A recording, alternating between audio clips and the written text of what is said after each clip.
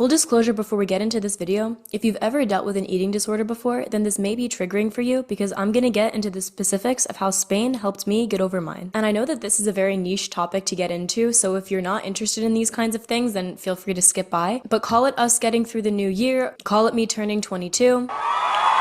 But I've really been reflecting on how much I've changed since I first moved out here, and one of the most prominent ways in which I've changed is that I actually look like a person. For anyone here that knows me personally, you know that for a large part of my life, like from the ages of 12 through 19, even 20, I struggled very heavily with anorexia. It was just something that I didn't ever think that I would get over, nor was it something that I actually wanted to get over. And growing up in the US, as I'm sure you're all very well aware, we're an incredibly divided country, whether in our political views and our socioeconomic status, or how we literally look. If you look at us as physical beings, there aren't that many of us on the weight spectrum that are just in the middle. We either veer towards obesity or towards anorexia. And I'm not here to be fat phobic, I'm not here to be skinny phobic, I'm not here to be any kind of phobic except for how my own mentality was. And I've really been reflecting on this because it has been so long since I was able to look in the mirror and actually liked what I saw. And it feels really weird to say, but it took me moving out to Spain in order to finally get over what I was dealing with in the States. So if you've ever gone through an eating disorder, or if you know of anyone that's gone through an eating disorder, this might be an ad of, hey, you should just move countries and see what happens. But more specifically, these are 5 ways in which Spain helped me get over my eating disorder. So if you can find any ways that this applies to your own country, or you can make it apply, then I highly encourage you to do so. Number 1, the regulations for supplements in Europe are very different than they are in the US. So in other words, I'm not as enabled. I feel like some backstory here will help you kind of understand where I'm coming at with this one. But during the very beginning of what I can remember of this eating disorder, I was legitimately 12 years old. And it started for probably one of the stupidest reasons, but I just wanted to lose weight so that guys would be interested in me. When I was 12, I was a super big jock. I was doing karate, I was in soccer, I did gymnastics, I was always dancing and singing, I was in theater. I was always moving my body, and because I was always a very competitive kid, I was always trying to be the best at whatever it was that I was doing. And what all this is to say is that when I was 12, I was properly built. Like, even though I was a girl, I was properly built. I had great arms, I had really strong thighs, I was cut. I never gave any thought to it before until I went to overnight camp. And as I said before, I've always been very, very competitive. And this was the first time in my life where I ever had to be competitive over the opposite gender of getting attention. And I just remember that it always came down to the slimmest girl with the curviest body, and she would get all the attention of the guys. And what would end up happening was that I was completely looked over. And not only did this hurt the competitive edge in me, but this also hurt the little girl in me that was like, why am I not pretty enough? So it started with just wanting to lose a few pounds. And in the US, because we have these supplements, the first thing I ever bought was this little pill called Hydroxycut. It was basically advertised to help boost your metabolism and help you lose weight really, really quickly. And this to me seemed really easy. Just take a pill and you lose a bunch of weight. So I did. I didn't put much thought into it, and the ingredients of the actual pill, they were all things that I could understand, and so I felt comfortable to do so. And because I could feel the effects quite immediately, like I would literally start jittering or I would just get a bunch of energy, I correlated that to it working, and so I just kept taking them and taking them and taking them. And what it ended up happening was that I lost so much weight, I lost all of my muscle, and yes, I lost those extra pounds that I was trying to lose, but it got to a point where I really wasn't healthy anymore. And there were a few times that I remember in university where I tried to just completely go off of it, and anytime I would stop taking it, I just felt so lethargic. Because for 7 years, every single day, twice a day, if not 3 times a day, I was taking this little caffeine pill that for me was the equivalent of like 2 or 3 shots of espresso, and I was just letting it do all of the work for me. So whenever I wouldn't be able to take it, I would feel completely drained because I almost forgot how to create my own energy. In the moment, I genuinely thought that if I stopped taking this pill, then I would turn into Jabba the Hutt the next day. So the first way that Spain really, really helped me in this regard, you don't really see a lot of unnatural products unless you're specifically prescribed them. You can of course go into a grocery store and find their little supplement aisle. You can of course go to a pharmacy and find their supplements, but you're not going to find the extent of which we had in the States. You're not going to find Hydroxycut, you're just going to find the basics of what you already have in your system. And yes, of course, you can take this and it will help you in your own ways, but if you're used to something very, very specific and you're suddenly not enabled to take it anymore, it makes you have to completely rewire how you go about your certain habit. And in the beginning, I'm not gonna lie, this was extremely difficult. And for anyone here that's been with me for a while and you've watched like my very, very early content, you can see that I've lost weight since then. Because when I first did come out here and I had to stop taking this pill, I gained so much weight back. And pair that with with being super stressed out of moving to a different country, having no friends, having no family, working a job I'd never done before, and just overall not knowing my place, my cortisol levels were through the roof. I wasn't taking care of my body. I wasn't being mindful of what I was putting in my body. So the weight just kind of stayed on and stuck. But then if you notice around like March, April, May kind of area, I started to get my face back. And I will get into what actually helped me get my face back, because it took over a year for me to actually start losing the weight that I came out to Spain with and put on. But one of the first things that really did help me in this regard was not having access to any of the previous supplements that I had abused. And I know that this looks different for everyone, like your hydroxycut could be something completely different. So I don't know where you're watching this from. I don't know if these things can even help you, but if you have access to more natural supplements, please consider those before you do the huge big complexes that sound like they may offer you the world, but then end up taking it from you. The second way in which Spain really helped me was that, naturally speaking, within your culture, food is very predominant, and it's placed on a very high pedestal, not in the sense of like, oh, you need to earn this, you need to work for it, but it's like, oh, this is a way you can bond with people. This is a way you can enjoy your life fully. Churros and chocolate, for example,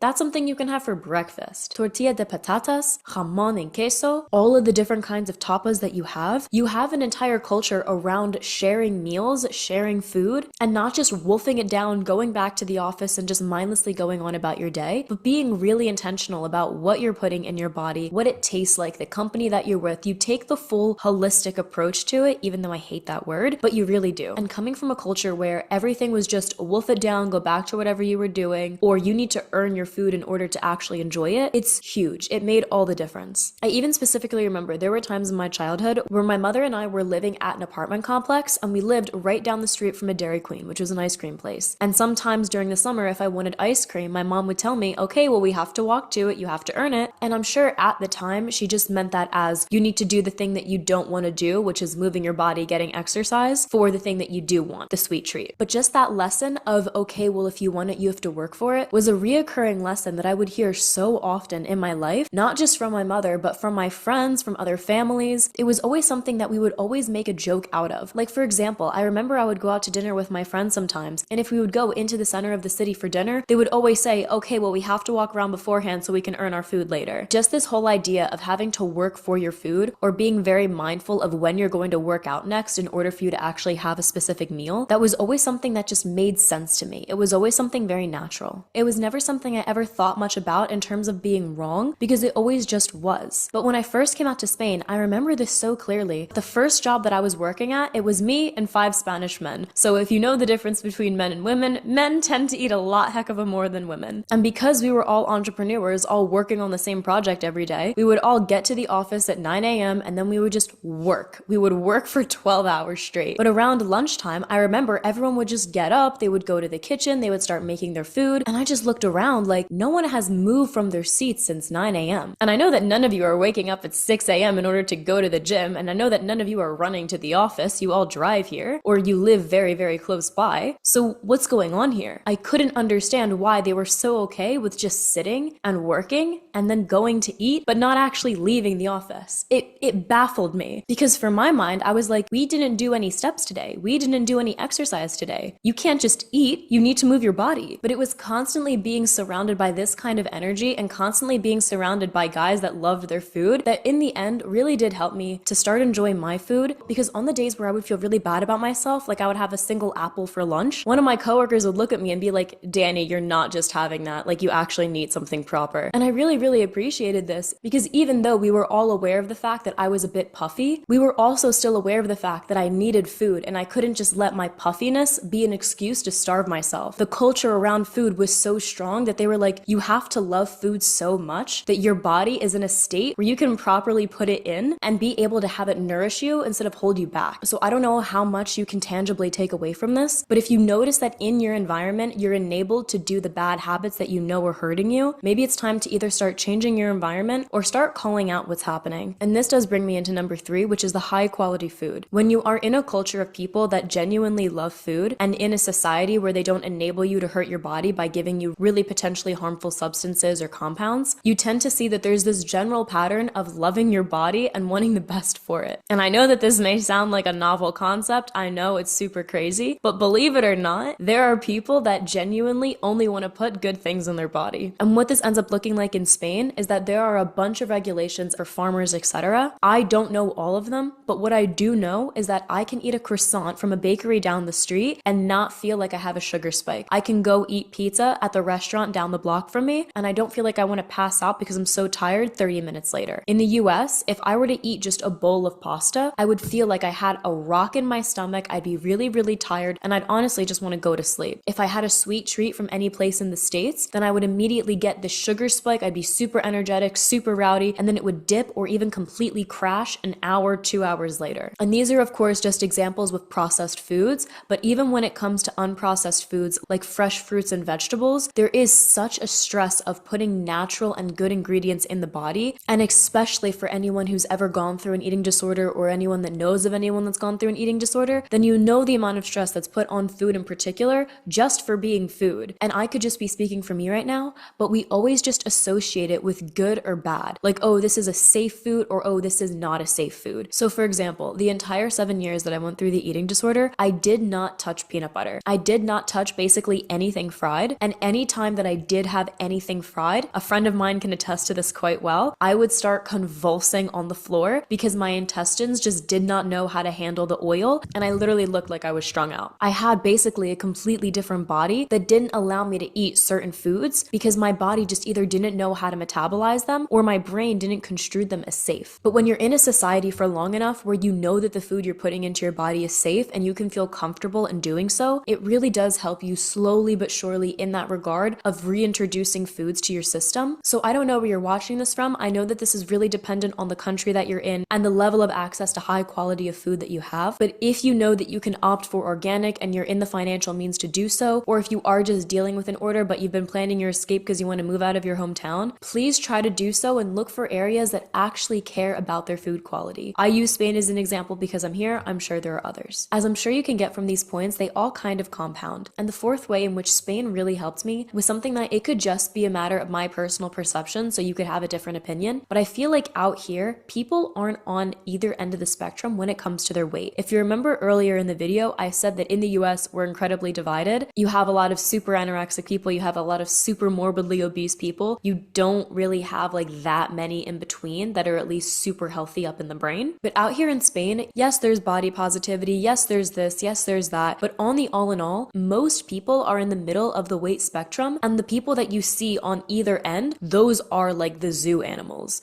Versus in the US, we just have those walking around like it's nothing. And I really do say zoo animals because if I'm walking down the street and I see someone with pole, like stick pole legs, that's not seen as attractive. That's not seen as beautiful. In the US, the thinner you got, for me, at least in my distorted brain, the prettier you were. And again, this could just be my distorted brain. So you have to understand that I was looking at the US from a complete altered lens. I wasn't looking at it like a normal person. I was looking at it with a very competitive brain that was also very sick. And the first thing I really did notice when I came out to Spain was that my boss, for example, my coworkers, everyone, even though, for example, one of my coworkers was a little heavier than my boss, he wasn't overweight. He was just a little heavier than my boss. Another one of my coworkers was lighter than my boss. Again, he didn't look anorexic. He was just lighter than my boss. And it was just one of those things where even though they were all different weights, they all more or less kind of looked the same. And it's the same thing when you go walking on the streets. It's not that uncommon to just see a bunch of fit looking people. Even if one looks a little bigger, one looks a little smaller, they're all generally speaking on the middle of this weight spectrum. They're not super slim bean poles and they're not literally walking bits of putty. And I'm not saying any of this to crap on anyone who's on either end of the spectrum. Don't get me wrong. I'm saying this as someone who went through one of the most deadly eating disorders that literally almost took my life multiple times. It is so freaking nice to just see normal people just existing. No one is being so competitive to the point where they're like no, I need to look this specific way in order to be even seen in public. Yes, of course, you have those people. But the way that I've mainly see it manifest more is honestly in clothing than in the weight. In the US, you could have girls walking around wearing probably the dumbest looking outfits,